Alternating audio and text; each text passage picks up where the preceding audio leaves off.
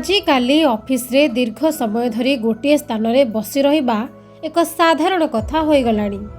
मुख्यतः कर्मचारी माने निज स्थान न उठी गोटे स्थान में 8 घंटा धरी बसी रही काम करुथिबार देखा जाउछि।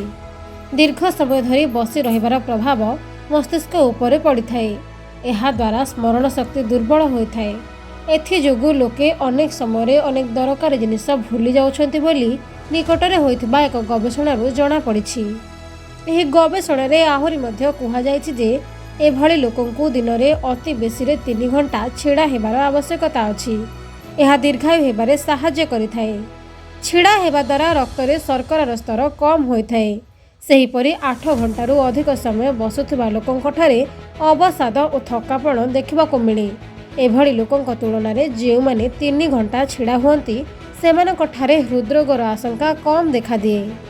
दीर्घ समय बसी रहिबा जोगु एहा लोकंकर मानसिक स्वास्थ्य और स्मरण शक्ति उपरे नकारात्मक प्रभाव पकाई थाए।